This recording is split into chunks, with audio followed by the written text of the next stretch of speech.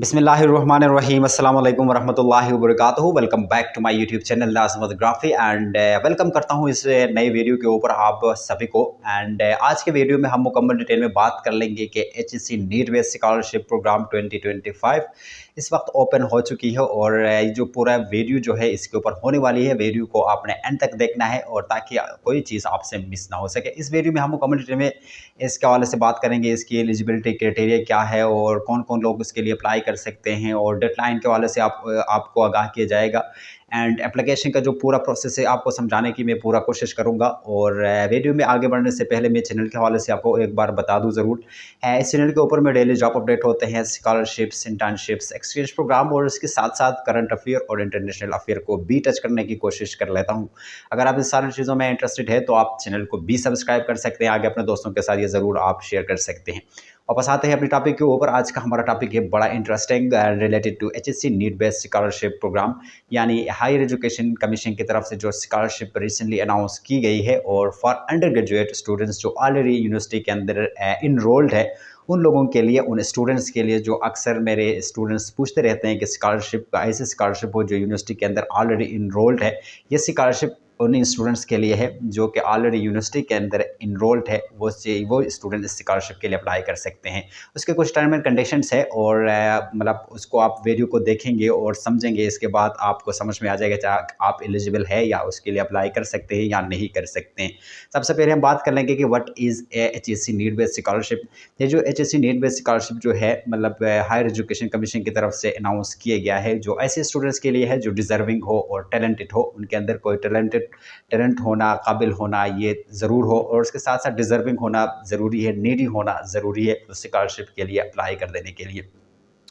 तो बेसिक में ये बेसिकली इसके ऑब्जेक्टिव्स कुछ यूँ है कि वो स्टूडेंट्स के लिए है जो कि बहुत ज़्यादा काबिल है, वो अपने हायर एजुकेशन कंप्लीट करना चाहते हैं, कुछ मतलब फाइनेंशियल इशू की वजह से उनको थोड़ा सा मुश्किलात होते हैं, दरपेश आ जाते हैं, तो उसकी वजह से क्या होती है कि वो थोड़े से डरते हैं कि किस तरीके से अपना एजुकेशन कंप्लीट करें। तो बेसिकली ये नीट बेस्ड स्कॉलरशिप ऐसे स्टूडेंट्स के लिए है जो मतलब डिज़र्विंग हो और टैलेंटेड स्टूडेंट्स हो, ये स्कॉलरशिप उनके लिए ही है। तो उसके जो मतलब कुछ 100 यूनिवर्सिटीज़ ऐसे हैं पूरे पाकिस्तान के अंदर, वो यूनिवर्सिटीज़ उसके लिए एलिजिबल है। अगर आप भी उन यूनिवर्सिटी में से एक यूनिवर्सिटी में पढ़ रहे हैं तो सिंपली आप इस स्कॉलरशिप के लिए भी अप्लाई कर सकते हैं। आगे मैं आप स्क्रीन के ऊपर जाके मैं वो यूनिवर्सिटीज़ का लिस्ट आपके साथ शेयर करूँगा, एप्लीकेशन का प्रोसेस आपके साथ शेयर करेंगे और ये सारी चीज़ें मैं स्टेप बाय स्टेप आपके साथ शेयर करता रहूँगा। हम बात करेंगे कि who can apply for this scholarship और इस स्कॉलरशिप के लिए कौन लोग अप्लाई कर सकते हैं, कौन एलिजिबल है इस स्कॉलरशिप के लिए। सबसे पहले अंडर ग्रेजुएट स्टूडेंट्स होंगे जो अभी यूनिवर्सिटी के अंदर इनरोल्ड है 4 ईयर प्रोग्राम या 5 ईयर प्रोग्राम के अंदर, वो स्टूडेंट इस स्कॉलरशिप के लिए अप्लाई कर सकते हैं। You must be studying in HEC recognised university. और दूसरा इसके एलिजिबिलिटी क्राइटेरिया ये बताया जाता है कि आपको किसी ऐसी यूनिवर्सिटी के अंदर आपको पढ़ना चाहिए जो एचएससी से रिलेटेड यानी एचएससी से रिकग्नाइज्ड हो। और इसके साथ साथ वो स्टूडेंट्स के लिए अप्लाई नहीं कर सकते जो सेल्फ में हुए हैं, जहाँ से वो खुद के सपोर्ट यानी सेल्फ सपोर्ट में स्टूडेंट्स जो यूनिवर्सिटी के अंदर पढ़ रहे हैं, वो स्टूडेंट्स के लिए अप्लाई नहीं कर सकते। वो सिंपली वो स्टूडेंट्स के लिए अप्लाई कर सकते हैं जो मेरिट के बेस में एडमिशन को मिला हो और अपने मार्क्स की वजह से उनको एडमिशन मिला हो, वो स्टूडेंट इस स्कॉलरशिप के लिए अहल है। दूसरी बात यह है कि फाइनेंशियल नीडी होना ज़रूरी है। अगर फाइनेंशियली स्ट्रांग है तो इस स्कॉलरशिप के लिए आप अप्लाई ना करें। मैं आपको रिकमेंड करूंगा कि आप ऐसे स्टूडेंट्स को रिकमेंड करें जो फाइनेंशियली नीडी है, जिनको ज़रूरत है उस स्कॉलरशिप को हासिल करना, और उस स्कॉलरशिप के थ्रू वो अपने हायर एजुकेशन यानी अंडर ग्रेजुएट को जो डिग्री है वो कंप्लीट कर सकता है। हम बात करेंगे कि ये जो स्कॉलरशिप प्रोग्राम है कौन कौन सी चीज़ों को कवर अप कर देता है। सबसे पहले ये जो ट्यूशन फीस आपकी होती है वो उसमें कवर अप होती है, और वो कभी कभार ऐसा होता है कि फुली आपको दिया जाता है, फुली फंडेड होता है, कभी कभार ये पार्शियली फंडेड होती है। वो डिपेंड करता है बजट के ऊपर, यानी एजुकेशन को जिस साल में कितना बजट दिया जाता है उसके मुताबिक ये आपको स्कॉलरशिप भी देते हैं। और उसके साथ साथ मंथली स्टाइपेंड आपको दिया जाता है, तकरीबन 6000 to 7000 आपको मंथली स्टाइपेंड आपको दी जाती है। और उसका जो स्कॉलरशिप का ड्यूरेशन है वो डिपेंड करता है कि आपकी जो प्रोग्राम के ऊपर, आपके सेमेस्टर के ऊपर आपको एक एलिजिबिलिटी क्राइटेरिया सेट किया हुआ है और उसके मुताबिक आपने आगे काम कर देने हैं, यानी आप आप जब अपने उस रिक्वायरमेंट को फुलफिल करते हो तो ये स्कॉलरशिप आपको अवार्ड हर बार आपको अवार्ड किया जाता है। यानी अगर आपको फॉर एग्जांपल उसका एलिजिबिलिटी क्राइटेरिया हर सेमेस्टर में आपको 3.3 जीपीए लेके आना है, तो अगर आप इसको फिलअप करते हो और तो ये स्कॉलरशिप आपको हर सेमेस्टर में दी जाती है। उसमें यही है कि एब्सेंटीज़ की बात आ जाती है और कुछ और के अटेंडेंस या ऐसी चीज़ों की बात आ जाती है। तो फिर जब आप स्कॉलरशिप के लिए अप्लाई करेंगे अपनी यूनिवर्सिटी के ऑफिस से, तो आप ये एप्लीकेशन फॉर्म लेंगे, तब आपको ये सारी चीज़ें आपको समझाएंगे। How to apply for the HEC need based scholarship, बड़ी इंपॉर्टेंट क्वेश्चन है। किस तरीके से हमने इसके लिए अप्लाई करेंगे, को तरीक़ाकार क्या होती है, थोड़ी बहुत चीज़ें मैं यहाँ से आपको क्लियर कर दूँ। आगे जाके मैं स्क्रीन के ऊपर भी जाके एप्लीकेशन का जो प्रोसेस है वो आपको समझाने की कोशिश करूँगा।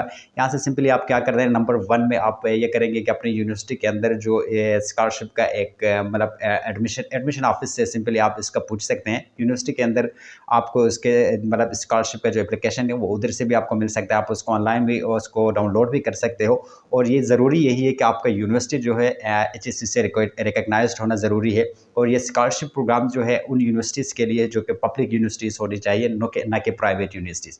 पब्लिक जितने भी यूनिवर्सिटीज़ है ऑलमोस्ट सारे universities HEC need based scholarship के लिए एलिजिबल है, तो वो लोग उसके लिए अप्लाई कर सकते हैं। और जब आप अपना फॉर्म लेंगे, उस फिलअप करेंगे, फॉर्म के साथ आपने कुछ डॉक्यूमेंट्स होते हैं जैसे कि आपके CNC, आपके पेरेंट्स के CNC, और इसके साथ साथ आपके जो प्रूफ ऑफ इनकम और यूटिलिटी बिल्स और उनके जो डिटेल्स आपने ऐड कर देने होते हैं। और इसके साथ साथ अपने एकेडमिक ट्रांसक्रिप्ट जो होते हैं या सर्टिफिकेट वगैरह होते हैं वो इनके साथ आपने इसके साथ सबमिट कर देने, ताकि वो उनको देखकर उनको ये लगे कि फाइनेंशियल उनको ज़रूरत है, तब ये स्कॉलरशिप आपको दिया जाता है। ये चीज़ें जब आप ये एप्लीकेशन फॉर्म पूरा प्रोसेस फिलअप कर देंगे, आपने डायरेक्टली HEC को सेंड नहीं करना है। आप अपने जिधर से आपने एप्लीकेशन फॉर्म आपने यूनिवर्सिटी से लिया है उधर जाके आपने एप्लीकेशन फॉर्म दोबारा उन लोगों को सबमिट कर देने हैं।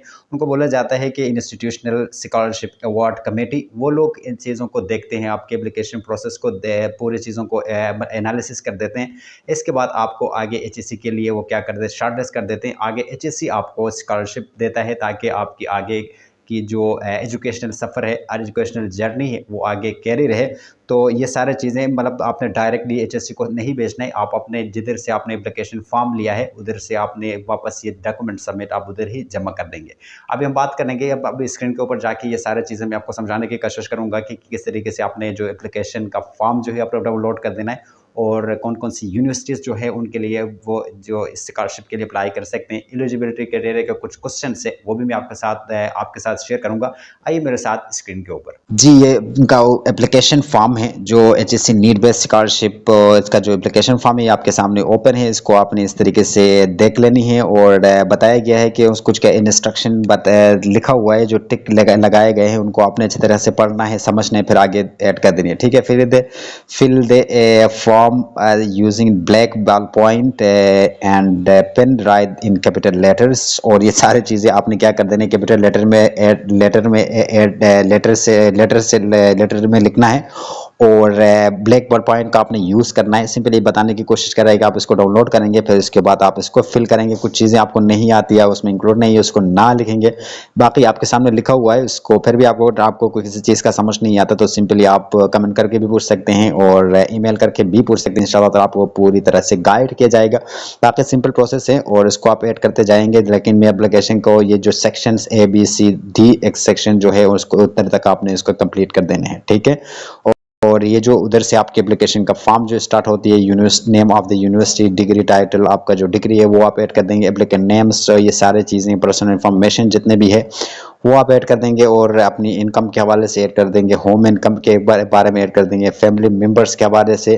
और ये शॉर्ट सा जो एक स्कॉलरशिप है, जितने भी लोग हैं उनके बारे में आप ऐड कर देंगे। ऐड कर देने के बाद फिर कहते हैं कि brother, sister, children, family members studying, उनका जो पूरा एक लिस्ट आपने क्रिएट कर देने और फिर उसको आगे बता देने हैं। फादर्स नेम्स और उनके बारे में बताएंगे, उनका CNC नंबर लिखेंगे और इनका डेजिग्नेशंस और किधर काम करता है क्या नहीं करता, और ये सारी चीज़ें आपने ऐड कर देनी है। असिस्ट इनकम, इनके बारे में भी आप उनको बताएंगे कि क्या बैंक डिपॉजिट हो गया या कोई और चीज़ें, रेंट वगैरह हैं, तो वो आप इनको टोटल करके क्योंकि एक बड़ी स्कॉलरशिप आपको दिया जाता है, इसके बगैर आपको स्कॉलरशिप नहीं दी जाएगी। तो अगर आपने स्कॉलरशिप लेना है इसको सही तरीके से मतलब कहने का मतलब यही कि मतलब ट्रूथफुली ऑनेस्टली अपना इनका आंसर कर देना है। टोटल फैमिली मंथली इनकम उसके हवाले से आप इनको आगाह कर देंगे, उनको बताएंगे, सारी चीज़ें सही तरीके से ऐड कर देंगे ताकि स्कॉलरशिप आपको मिल सकती है। ठीक है, तो ये जो है एक मतलब मेरे ख्याल में उनका एप्लीकेशन फॉर्म पूरी तरह से मैंने आपके साथ शेयर कर दिया, और ये चीज़ आपको डिस्क्रिप्शन बॉक्स में मिल जाएगा, उधर से आपने सिंपली इसको डाउनलोड करेंगे, या आप यूनिवर्सिटी से भी आप इस चीज़ को ले सकते हो। और लेने के बाद फिर आगे आप कुछ डॉक्यूमेंट्स उसके साथ अटैच करके इसको सही तरीके से फिल करने के बाद फिर आगे आपने क्या कर देने हैं, अपने यूनिवर्सिटी के अंदर इस चीज़ को आपने सबमिट कर देने हैं। सबमिट कर देंगे, फिर आगे यूनिवर्सिटी वाले यानी जो इंस्टीट्यूशन वाले हैं जो अवार्ड करते हैं स्कॉलरशिप को, वो देख लेंगे। देखने के बाद फिर आगे आपको एचएससी को रिकमेंड करेंगे। रिकमेंड करने के बाद फिर एचएससी देख लेता है कि आप इस स्कॉलरशिप के लिए एलिजिबल है या नहीं है, फिर ये स्कॉलरशिप आपको दिया जाता है। ठीक है, और फिर भी अगर कोई क्वेश्चन रह जाता है और इधर किसी चीज़ के किसी भी पॉइंट का समझ में नहीं आता है, किसी चीज़ का समझ में नहीं आता, तो सिंपली आप कमेंट्स बॉक्स कमेंट्स करके भी पूछ सकते हैं, और या ईमेल एड्रेस के जरिए या ईमेल के थ्रू आप अपना सवाल भी कर सकते हैं। हम वापस जाते हैं स्क्रीन के ऊपर। जी, आपने देख लिया किस तरीके से आपने अप्लाई कर देने हैं, किस तरीके से ये सारी चीज़ें प्रोसेस होती है। और उम्मीद करता हूँ कि वीडियो आपको पसंद आया होगा, और यही भी उम्मीद करता हूँ कि आपको ये पूरे प्रोसेस आपके समझ में भी आया होगा। फिर भी आपके जहन में कोई सी किस्म का भी क्वेश्चन हो, सिंपली आप कमेंट करके भी पूछ सकते हो, और ईमेल के थ्रू भी आप पूछ सकते हैं। नीचे डिस्क्रिप्शन में हर किस्म के उनके जो लिंक्स है वो आपको डिस्क्रिप्शन बॉक्स में मिल जाएंगे। और उम्मीद करता हूँ कि शॉर्ट वीडियो था related to HEC need based scholarship program, और आपको पसंद आया होगा। और वीडियो अगर पसंद आया है प्लीज़ चैनल को सब्सक्राइब कर दे, वीडियो को लाइक कर दे, और हम मिलते हैं एक और ऐसी इन्फॉर्मेटिव वीडियो के साथ। तब तक अपना भी ख्याल रखेगा और अपना इस चैनल का भी। तब तक के लिए अल्लाह हाफिज़।